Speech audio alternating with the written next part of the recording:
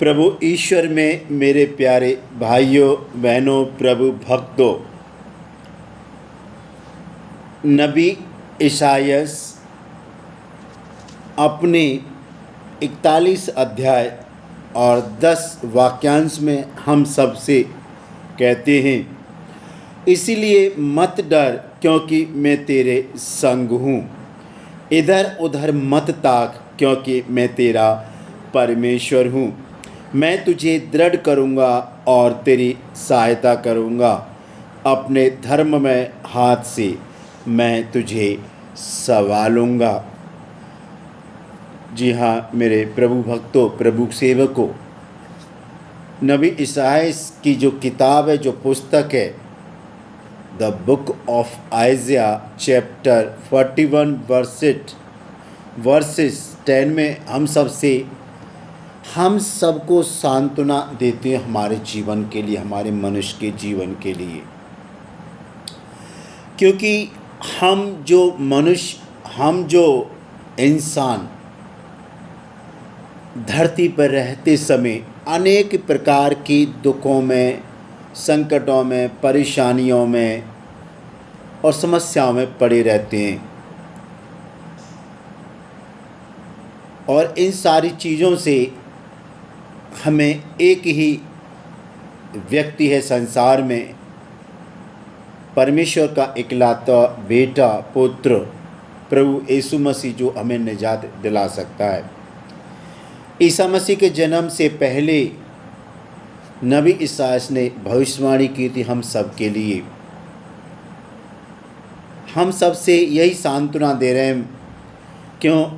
हे मनुष्य, हे मेरे पुत्र पुत्रियों, बेटियों बेटों, तुम क्यों डरते हो?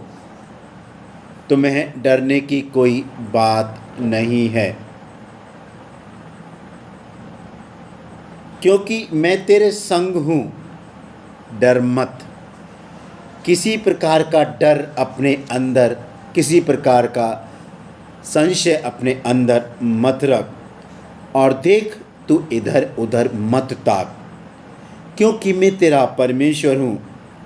मैं तुझे दृढ़ करूँगा और तेरी सहायता करूँगा।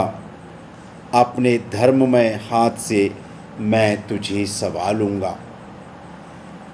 क्योंकि कहते हैं कि भरोसा और विश्वास से एक पत्थर में भी जान डाली जा सकती है।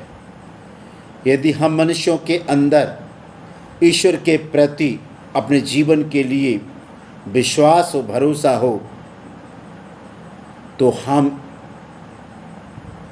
हर एक काम को कर सकते हैं, हम सफलता की तरफ पहुंच सकते हैं। ईश्वर हमसे स्पष्ट रूप से बताते, मत डर। क्यों डरते हो?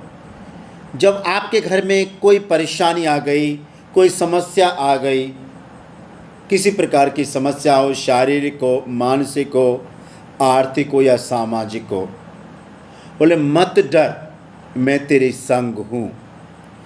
और इधर उधर क्यों ताकता है? जब प्यारे भाई और बहनों, जब हम सब के जीवन में जब कोई परेशानी आ जाती है, संकट आ जाते हैं, तो हम इधर उधर भागने लगते हैं और हमें नहीं सूझता हम करें तो करें, क्या करें।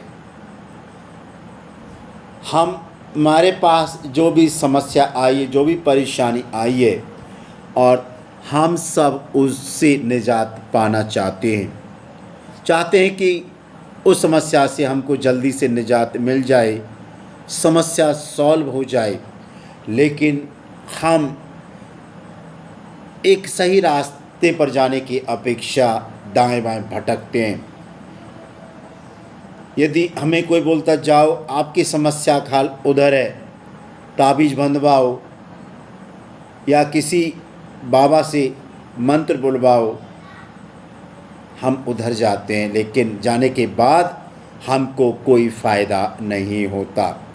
फिर किसी फलां व्यक्ति ने बोल दिया उधर जाओ, उधर जाते हैं, वहाँ से भी हमें खाली हाथ लौटना पड़ता है, निराशा ही हाथ लगती है। उदाहरण के लिए प्यारे दोस्तों, यदि मनुष्य भूखा है तो उसकी भूख रोटी से, सब्जी से या फल फ्रूट से मिटेगी, प्यास पानी से बुझेगी।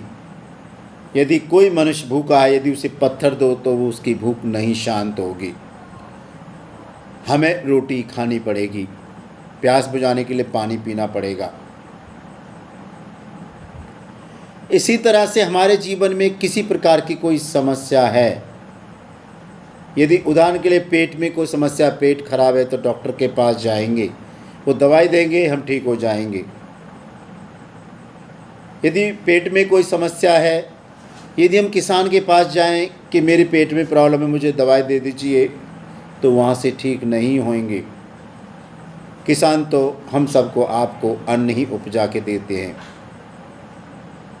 तो प्यारे दोस्तों, हम सबके जीवन में परेशानियां हैं, दुख हैं, संकट हैं, बीमारियां हैं। बीमारी आती हैं, जाती, संकट आते और जाते हैं, कुछ भी स्थायी नहीं। लेकिन जो कुछ संकट होते हैं हम सबको परीक्षा में इतना डाल देते हैं कि हमें नहीं सूझता क्या करें।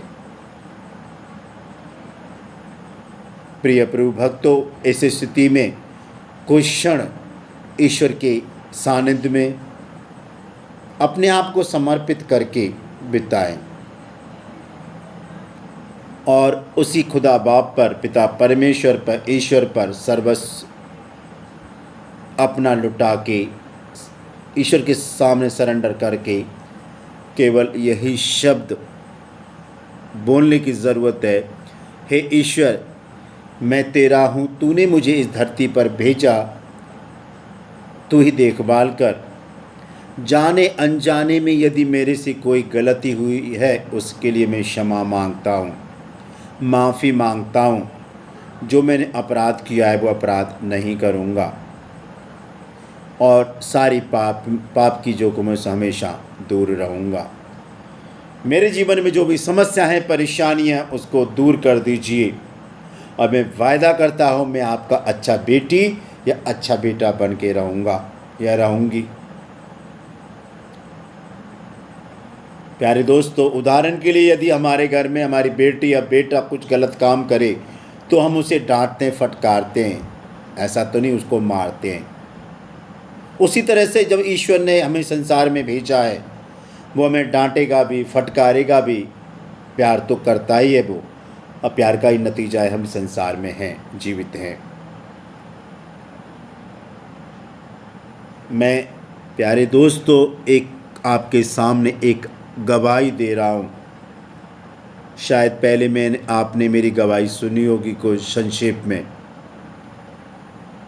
यदि हम सब ईश्वर के सामने समर्पण करें, वो दिन दूर नहीं जो हमारे घरों से सारी समस्याएं, दुख, संकट, परेशानियां चले जाएंगी। शर्त यह है कि हमें पूर्ण रूप से ईश्वर को अपने आप को समर्पण करना पड़ेगा, वायदे करने पड़ेंगे और पापों से पश्चाताप करना पड़ेगा, तब जाके हम आनंद के साथ, खुशी के साथ, शांति के साथ रहेंगे और हमारे जीवन में जितनी भी परेशानियां, दुख, संकट, कष्ट, क्लेश हैं, समस्या हैं, शारीरिक, मानसिक, आर्थिक, सामाजिक, सब दूर हो जाएंगी। लेकिन सोचने वाली बात है, जब हमारे जीवन में कोई भी परेशानी आई है तो कैसे आई है, सोचने की ज़रूरत है।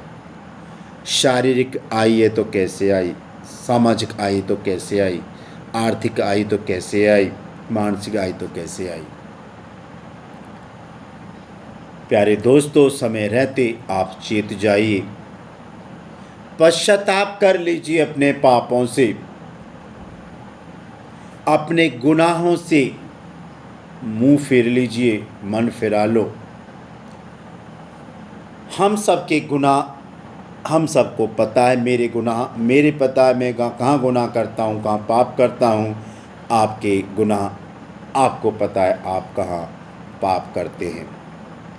सबको छोड़ दीजिए और सब कुछ ईश्वर के सामने समर्पण करके आगे बढ़िए। ईश्वर इतना निर्दयी नहीं है कि हमें वो मार देगा। उसे हमारा ख्याल है, उस ईश्वर को ख्याल है हमारे बच्चों का, उसको ख्याल है हमारे पत्नी का, पति का, हमारे माँ बाप का। लेकिन हमें सही रास्ता चुनने की ज़रूरत है, सही रास्ते पे आने की ज़रूरत है। केवल दिखावे मात्र से कुछ नहीं होगा, दिखाने की ज़रूरत नहीं है। अपने कमरे में जाओ और दरवाज़ा बंद कर लो और प्रार्थना करो, हे ईश्वर, जाने अनजाने में मैंने कोई भी गलती की है, माफ़ कर देना। हम सारे ईश्वर के सामने ये चौराहे पे खड़े होके या और कहीं होके ईश्वर से दुआ न मांगें, प्रार्थना ना करें। कमरे में जाओ, दरवाज़ा बंद करो, क्योंकि ईश्वर कमरे में कोई नहीं है, हम हैं और ईश्वर है, वो हमें सब देखता है। हमें किस चीज़ की ज़रूरत है? यदि हम बीमार हैं तो हमारी रक्षा करेगा। यदि हम बीमार हैं शारीरिक और मानसिक रूप से, और ईश्वर के सामने हमें सरेंडर कर दिया है, समर्पण कर दिया है, तो हमारे शरीर में हमारी बीमारी, जो भी बीमारी है, हमें उचित मार्गदर्शन दिखाएगा, अच्छे वैद्यों के पास भेजेगा, वहाँ से हम ठीक होके आ जाएंगे। यदि हमारे घर में पैसों की तंगी है तो ईश्वर हमें मार्गदर्शन देगा, कहाँ काम करने की ज़रूरत है जिससे ज़्यादा पैसा आए, मेहनत के द्वारा, किसी गलत काम के द्वारा नहीं। तो दोस्तों, इसलिए ईश्वर बोलते मत डर, क्योंकि मैं तेरे संग हूं। यदि नबी इशाया को पता था तो नबी इशाया ने अपने ग्रंथ में लिखा। यदि ऐसा नहीं होता तो नबी इशाया कभी नहीं बोलते कि मत डर, मैं तेरी संग हूँ, मैं तेरा परमेश्वर हूँ, और अपने धर्म में हाथ से मैं तुझे संभालूंगा। ईश्वर ने हमको प्रतिज्ञा दी है, ईश्वर ने हमें वायदा किया है, मैं अपने धर्म में हाथ से तुझे छुड़ाऊंगा, तेरी सहायता करूंगा और तुझे कभी भी किसी भी परेशानी, दुख, संकट में फंसने नहीं दूंगा। लेकिन प्यारे दोस्तों, ये तभी होगा जब हम ईश्वर के सामने समर्पण कर देंगे। ऐसा नहीं अभी हम ठीक हो गए फिर पुराने रीति रिवाज में लौट गए, ऐसी बात नहीं। हिम्मत रखो भैया, हिम्मत, साहस रखो, क्योंकि कोई भी चीज़ स्थायी नहीं होती। अभी रात है, दिन भी होगा, दिन है, रात होगी, डे एंड नाइट होते, महीना बदलते हैं, ऋतुएं बदलती हैं। ऐसी ये बात तो नहीं कि यदि हम बीमार हैं तो हमेशा बीमारी रहेंगे, नहीं। सही समय आएगा, स्वस्थ भी होंगे, ईश्वर का गुणगान भी करेंगे। क्योंकि शायद आपने सुना होगा कि जब मनुष्य पाप करता है तो नबी इज़ेकियल ने ईश्वर की वाणी उनको सुनाई पड़ी। जब मनुष्य पाप करता है, अनेक प्रकार के पाप करता है और इस संसार से मर भी जाता है, दुख संकट भोगता है, तो इससे ईश्वर भी प्रसन्न नहीं होता, ईश्वर भी दुखी होता है, ईश्वर की आत्मा दुखी होती है। सोच लिए, यदि किसी ने पाप किया, ईश्वर ने उसको मार दिया, दूसरे व्यक्ति ने पाप किया, मार दिया, तीसरे मार दिया, ऐसे कर करके तो सारे लोग हम सब पापी हैं, जन्म से ही पापी हैं। यदि हम सबको ईश्वर मार देगा तो संसार में कौन रहेगा?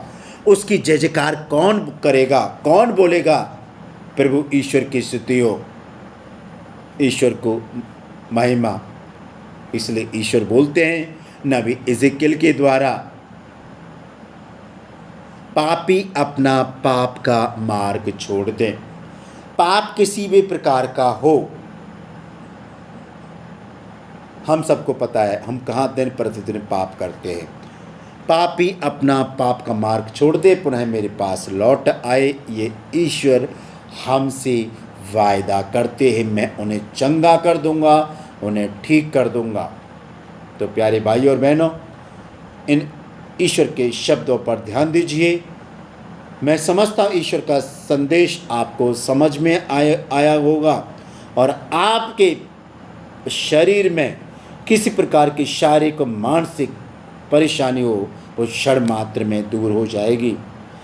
आर्थिक स्थिति आप संपन्न होंगे, शारीरिक रूप से बलवान होंगे, मानसिक रूप से बलवान होंगे और सामाजिक रूप से ईश्वर आपको आगे बढ़ाएगा। ईश्वर आपको आशीर्वाद दे।